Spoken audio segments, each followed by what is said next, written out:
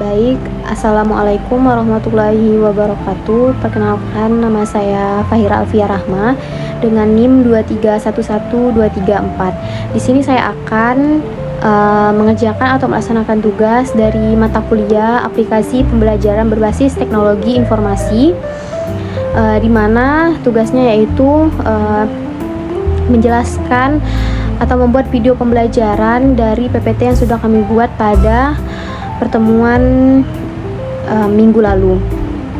Nah, di sini saya akan menjelaskan tentang halal dan haram. Nah, apa saja yang akan saya jelaskan? Yang pertama itu saya akan menjelaskan tentang pengertiannya, pengertian halal dan haram, kemudian dasar hukum serta penerapan halal dan haram ini dalam kehidupan sehari-hari. Nah, dalam kehidupan sehari-hari kita sebagai seorang muslim harus memperhatikan apa saja yang kita lakukan serta apa yang akan kita konsumsi. Karena Islam telah menentukan aturan tentang halal dan haram sebagai pedoman hidup. Nah, memahami konsep halal dan haram ini penting bagi kita agar kita dapat menjalani kehidupan sesuai syariat serta mendapatkan keberkahan dari Allah Subhanahu wa Ta'ala. Nah, kemudian pengertian halal. Nah, mungkin kita semua tahu ya pengertian halal ini karena sudah sangat familiar sekali. Nah, halal ini adalah segala sesuatu yang diperbolehkan Allah untuk dilakukan atau dikonsumsi. Nah, sesuatu yang dilakukan misalnya yang halal seperti bersedekah.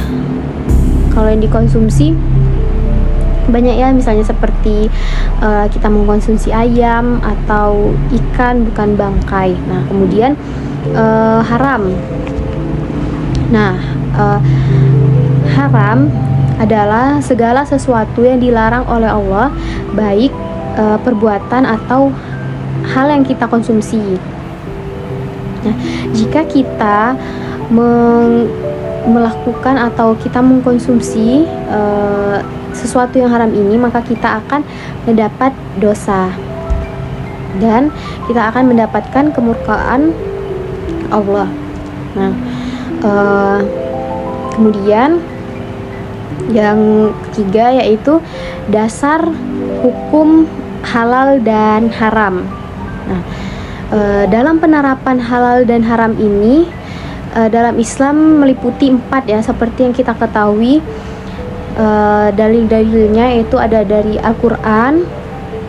Al-Quran ini dari firman Allah. Dalil tentang halal dan haram ini seperti pada surah Al-Baqarah ayat 178 dan 183. Kemudian dari hadis, dari sabda Nabi Muhammad SAW, kemudian dari ijma, ketetapan hukum, ketetapan ulama, serta dari kias, analogi hukum. Nah, kemudian kaidah hukum tentang halal dan haram. Nah, pada dasarnya segala sesuatu itu halal sampai ada dalil yang mengharamkannya. Nah, yang artinya di sini hal ini menunjukkan bahwa Islam itu tidak memberatkan dan memberikan kemudahan bagi umatnya. Nah, maksudnya di sini Islam itu tidak mungkin langsung melarang atau mengharamkan sesuatu yang tidak pada dasarnya. Misalnya contoh seperti ikan ya, seperti ikan. Nah, ikan ini awal mulanya adalah sesuatu yang halal. Nah, tapi jika dia sudah menjadi bangkai, maka ikan ini akan berubah menjadi haram karena kita sebagai umat Islam dilarang mengkonsumsi bangkai, seperti dalil Al-Quran surah Al-Baqarah ayat 178 di mana Allah mengharamkan bagi kita untuk memakan bangkai, darah babi, serta memakan hewan yang tidak yang menyembelih tanpa menyebut nama Allah.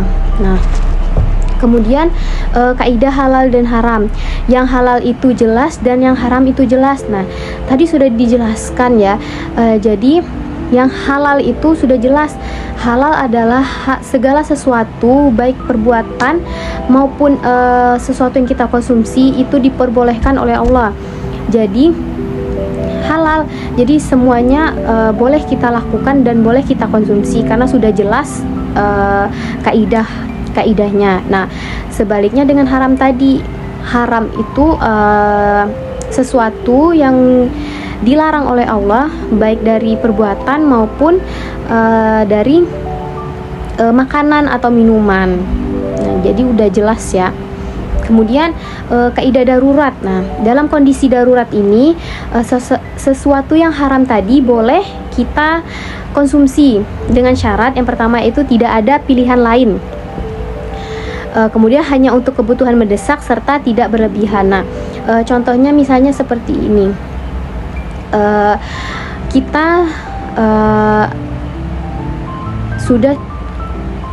Kita sudah tidak punya lagi makanan dan kita sangat kelaparan. Nah, dan di sana hanya ada bangkai yang dapat kita konsumsi.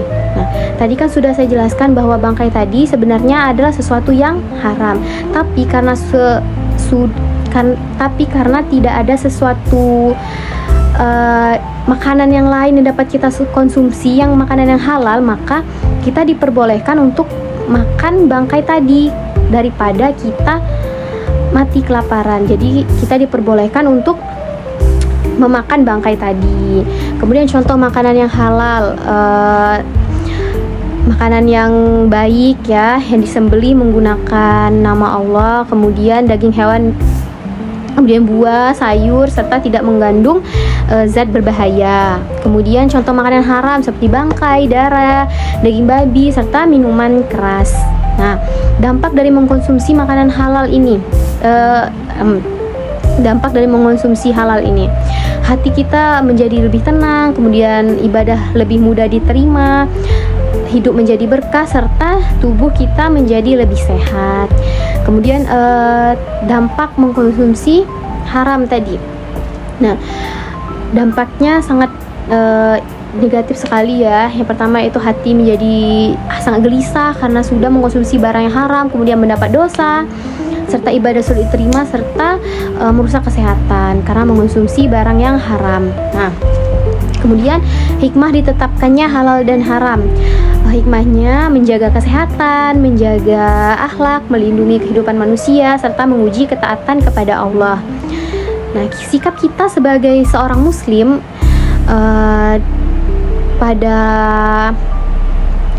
dalam menyikapi halal dan haram ini adalah yang pertama itu kita harus selektif dalam memilih makanan. Nah, kita lihat dulu makanan ini halal tidak untuk kita konsumsi. Ada nggak kalau sekarang misalnya ada label halalnya atau tidak. Nah, kalau ada maka baik untuk kita konsumsi atau boleh. Kemudian mengutamakan yang halal dan baik seperti yang sudah saya sampaikan tadi. Kemudian